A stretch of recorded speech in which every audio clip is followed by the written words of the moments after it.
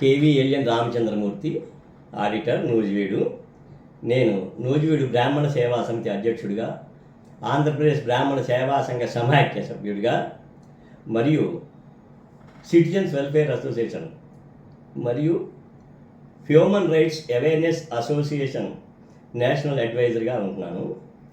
ముఖ్యంగా మొన్న జరిగినటువంటి కర్ణాటకలో జరిగిన విద్యార్థి మెడలో దంజం కత్తిరితో కత్తిరించి దాన్ని తీసి డస్ట్బిన్లో వేయటం అన్నది చాలా దురదృష్టకరమైన విషయం. ఈ విషయం అక్కడ ఒక్కచోటే కాక అనేక చోట్ల జరిగినాయి. కానీ వెలుగులోకి వచ్చినవి మాత్రం మనకి ఒకటి రెండే.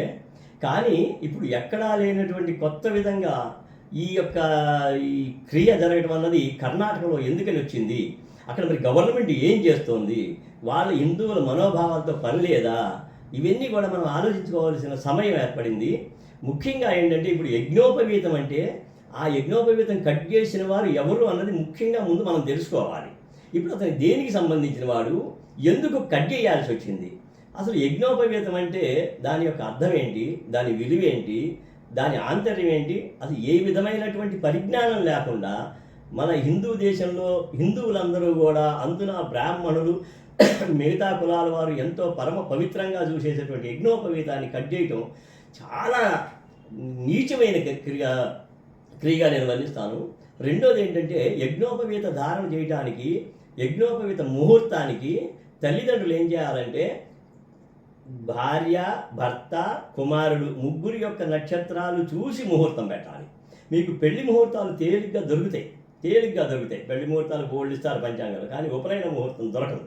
అదేంటంటే మొత్తం ముగ్గురు నక్షత్రాలు కూడా కలిసి వారికి అనువైన లగ్నం పెట్టుకొని ఆ ముహూర్తంలోనే వటువుకి ఆ ఉపనయనం చేసి ఆ ఉపనయన ధారణ చేసిన తర్వాత తండ్రి బ్రహ్మస్థానంలో ఉండి బ్రహ్మోపదేశం వటువు చేస్తాడు, అంటే గాయత్రి మంత్రోపదేశం చేస్తాడు.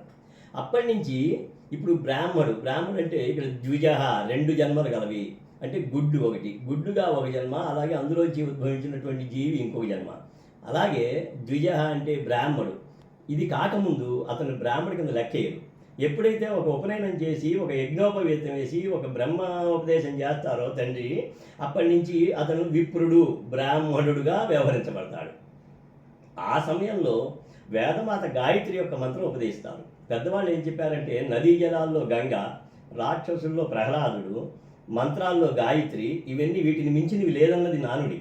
అసలు మన వేదం చెప్పినటువంటిది మనకి.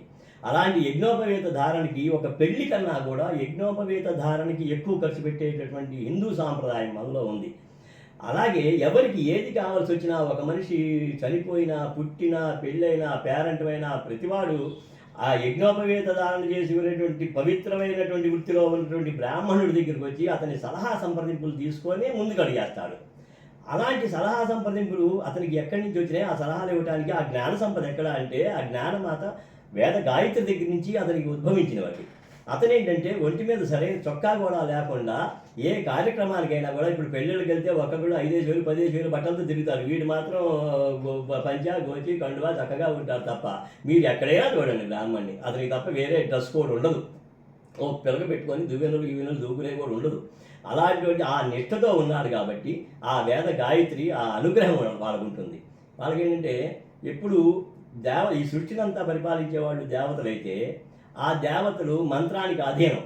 ఇప్పుడు ఎక్కడైనా ప్రతిష్ఠ జరిగినప్పుడు పలానా ఇది అంటే ఆవాహన చేస్తారు ఆ దేవతని. మన శ్రీరాముడి ప్రతిష్ఠ జరిగింది అయోధ్యలో, ఆ శ్రీరాముడు అక్కడ ఆవాహన చేస్తారు. ఆ ప్రతిష్ఠ చేసేటటువంటి మంత్రాలు బ్రాహ్మణాధీనం. అంటే ఏంటంటే దైవం మంత్రాధీనం, మంత్రం బ్రాహ్మణాధీనం. అది అంత చెయ్యాలి అంటే వీడు ఎంత నిష్టగా ఉండాలి, ఎంత ఉండాలి. అలాంటి బ్రాహ్మడికి ఇవాళ నిజంగా చేయాలంటే ఏదైనా పండుగ వస్తే ఇంట్లో భార్యకి ఒక పట్టు చేరుకునే పరిస్థితిలో కూడా లేని బ్రాహ్మణ్యం ఏదో గుళ్ళకి మేము చేస్తున్నామని చెప్పి గవర్నమెంట్ కూడా 5,000 ఇస్తున్నాం, 3,000 ఇస్తున్నాం, 6,000 ఇస్తున్నాం అంటే మరి ఏమండి ఎమ్మెల్యేలు చేసి రిటైర్ ఇంట్లో కూర్చున్న వాళ్ళకి ఎంత ఇస్తున్నారండి, ఆ గుళ్ళో ఉన్న ఈవోకి ఎంత ఇస్తున్నారండి, బ్రాహ్మడికి ఎంత ఇస్తున్నారండి. పైగా ఈ బ్రాహ్మణ వృత్తి ఏంటి, మూడం అంటారు 3 నెలలు, శుక్రమూడం అంటారు 6 నెలలు, గురుమూడం అంటారు 3 నెలలు, ఇవన్నీ ఏముండవు. తద్దినాలు వెళ్ళి భక్తులుగా చేయడం తప్ప ఏముండదు. ఇప్పుడు కొంతకాలానికి ఇది కానీ మనుగుడు పెడితే మంచి మాట చెప్పేవాడు కూడా దొరకడు. నేననేది ఏంటంటే 10 మందిలో ఆ వేద సంస్కృతి సనాతన ధర్మాన్ని మనం కాపాడాలి. సనాతన ధర్మం ఇక్కడ ఉన్నంతకాలం ఇది ఏమి సనాతన ధర్మాన్ని ఎవరు ఏమి చేయలేదు, అది ఎప్పుడు మళ్ళీ ఉద్భవిస్తుంది, అందులో ఏ విధమైన సందేహము లేదు. సనాతన ధర్మం అంటే ఎప్పుడూ నూతనంగా ఉండేది, ఎప్పుడు సనాతన ధర్మం అది, అది మతంతో సంబంధం కాదు, అంటే అందరికీ మేలైనటువంటి అందరూ ఆచరించదగ్గ ధర్మం. మతాలతో సంబంధం లేదు. సార్ ఇప్పుడు ఒక మాట చెప్పండి, ఒక బ్రాహ్మణోత్తముడిగా జంధ్యాన్ని ఎటువంటి టైములో విడనాడతారు, ఇలా కత్తిరించినటువంటి విధానాన్ని మనం ఎలా అభివర్ణించాలంటారు? ముఖ్యంగా ఇందాక నేను చెప్పినట్టు ఉపనయన క్రతువులో దంజధారణ జరుగుతుంది.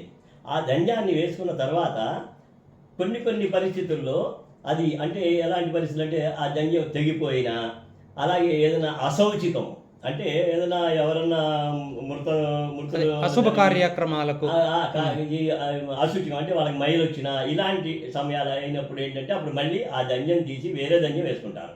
ఆ దంజం తీయటానికి ఒక మంత్రం, దాన్ని ధరించడానికి ఒక మంత్రం ఉంటుంది. ముందు పాత దంజం తీసే ముందు కొత్త దంజాన్ని తీసుకొని అది దాని మంత్రోపతి చేసి అది మెడలో వేసుకొని పాతదాన్ని తీసి అది ఎవరు తొక్కని చోట ఏదైనా వృక్షం మొదల్లో కానీ లేకపోతే ఇంటి పైన కానీ ఎక్కడో చోట నదిలో కానీ ఎక్కడైనా సరే దాన్ని ఎవరు తొక్కని చోట దాన్ని అతి పవిత్రమైనది కాబట్టి అక్కడ పడేయాలి. అంటే జంజం జీర్ణోద్ధరణ జరిగిన అపవిత్రమైన తొలగించాలంటే ముందుగా కొత్త జంజాన్ని మంత్రోచ్చారణల మధ్య ధరించిన తర్వాతే చేయాలంటారు. అంతే. తర్వాత శాస్త్రం ఏం చెప్పిందంటే భుజం దాడితే మళ్ళీ ఉపనయనం చేయమన్నారు. జంజం కనుక భుజం అంత పవిత్రమైంది, అంత గొప్పది అది. అది ఒకసారి ధారణ జరిగిన తర్వాత ఇక మళ్ళీ అతని జీవితానంతరం మరణానంతరం మాత్రమే అది శ్మశానాలకు వెళ్ళిన తర్వాత పాడి మీద పడుకోబెట్టాక తీయటమే, అంతవరకు దాన్ని అంటే ఇప్పుడు మరణానంతరమే జంజాన్ని తొలగించడం జరుగుతుంది అన్నారు.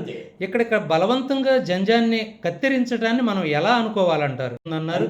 ఇక్కడ బలవంతంగా జంజాన్ని కత్తిరించడాన్ని మనం ఎలా అనుకోవాలంటారు? ఎలా అనుకోవాలంటే అది మరణ సదృశ్యం.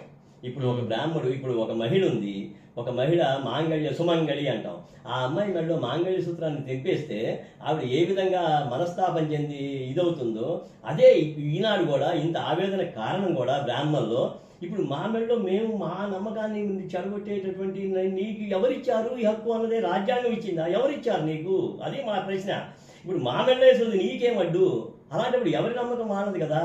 అందుకని దీన్ని చాలా హేమైన దీని వెనకాల చాలా కుట్ర జరుగుతోంది. భారతదేశం హిందుత్వంలో నశింపజేయడానికి అని చెప్పి అనేక కుట్రలు జరుగుతున్నట్టు మనం అర్థం చేసుకోవాలి. అందులో భాగంగానే ఇప్పుడు చూడండి, మొన్న అక్కడ మిలిటరీ జమ్మూ కాశ్మీర్లో మిలిటరీ వేషాల్లో వచ్చారు. మిలిటరీ వేషాల్లో వాళ్ళు వచ్చారంటే మనకి ఖచ్చితమైన మద్దతు ఇక్కడ మన వాళ్ళు ఇస్తున్నారు. సనాతన ధర్మాన్ని నాశనం చేయాలని ఎవరైతే భావిస్తున్నారో వాళ్ళ మద్దతు లేకపోతే వాళ్ళు మిలిటరీలోకి ఎలా వస్తారండి? యూనిఫామ్ వేసేసుకుని మిలిటరీలో అటు మాట్లాడిన విషయం అండి. అదే ఇవన్నీ కూడా ఏంటంటే వాటి రోజున మన హిందువులంటే అర్థం ఏంటంటే బ్రాహ్మణులు అనుకుంటే చాలామంది కాదు. హిందువులంటే అందరూ సనాతన ధర్మాన్ని ఎవరైతే నమ్ముతారో ఒక మంచి చెడు నువ్వు అబద్ధం ఆడకూడదని ఎవరు నమ్మితే వాళ్ళందరూ, సూర్యుడు ఉదయాన్ని తూర్పును ఉదయిస్తాడని నమ్మే వాళ్ళందరూ సనాతన ధర్మమే, సూర్యుడు పడమర అస్తమిస్తాడన్న వాళ్ళు సనాతన ధర్మమే. ఇవాళ మనం పంచాంగాన్ని రాసి పలానప్పుడు సూర్యగ్రహణం పుడుతుంది చంద్రగ్రహణం పుడుతుంది నమ్మిన వాళ్ళందరూ సనాతన ధర్మమే. వీళ్ళు కులంతో కాదు, ఇక్కడ ధర్మాన్ని ఆచరించాలి, చెడుని తొలగించాలి. ఇక్కడ సర్వే జనా సుఖినో భవంతు, సర్వే సుజనా సుఖినో భవంతు అది అనాలి. ఇప్పుడు ఈ కర్ణాటక ఈ దృశ్యాన్ని దుశ్చర్యని ఎలా అర్థం చేసుకోవాలి, మీరేం చెప్పగలుగుతారు? కర్ణాటకలో జరిగింది అంటే ఇవాళ దీన్ని కనుక మనం తీవ్రంగా ఇవాళ కనుక మనం ఖండించకపోయినట్టయితే ఇదే పద్ధతి మిగతా రాష్ట్రాలకు కూడా వ్యాపించేటుంది. ముఖ్యంగా ఏంటంటే మన అమిత్ షా గారికి కానీ మోడీ గారికి కానీ నేను పర్సనల్గా నా చిన్న విన్నపం ఏంటంటే, అయ్యా మీరు ఉండబట్టి కాస్త ఇలా సనాతన ధర్మం కానీ భారతదేశం కానీ హిందుత్వం కానీ భారతీయత కానీ నిలిచింది, అందులో ఏ విధమైనది నిస్సంకోచము.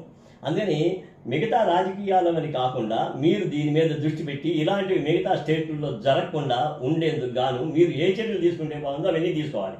అలాగే హిందూ సమాజంలో ఉన్నటువంటి హిందువులందరూ కూడా ఎక్కడైనా ఇలాంటి జరిగితే శ్రీరాముడిలాగా కాకుండా పరశురాముడిలాగా మీరు ధైర్యంగా, పరశురాముడిలాగా అంటే గంటగంటతో నరకమని కాదు దాని ఉద్దేశం, ధైర్యంగా ఎదుర్కొని పోరాడండి. ఒకటి కలిగి నిలబడితే వాడి మంది 100 మంది వస్తారు. ఇప్పుడు ఇదివరకట్లాగా కాదు, ఇప్పుడు బోల్డ్ ఛానల్స్ వచ్చినాయి, బోల్డ్ న్యూస్, ఈ మీడియా ఇదంతా ఇదైంది. ఇదివరకు ఎక్కడేం జరిగిందో తెలిసేది కాదు. మనకి చరిత్ర కూడా తెలియకపోవడానికి కారణం అదే మెయిన్. నేను కూడా బాబరు చరిత్ర చదువుకుని అక్బరు బాబరు నేను కూడా పరీక్షలు రాసిన వాడిని, ఔరంగజేబు సాంగ్ ఇవన్నీ కూడా ఇప్పుడు తెలుస్తుంది ఇదేంటి నేను ఇది రాశాను ఏంటి అని చెప్పి. అందుకని ఏంటంటే హిందువులందరూ మేల్కోండి, ఓ హిందువు మేల్కో, పరశురాముడిగా రా, ధర్మ సంస్థాపన చేయి, శ్రీరామరాజ్యం స్థాపన చేయి, దానికి ఏం చేయాలో ఆలోచించి నువ్వు మేల్కో.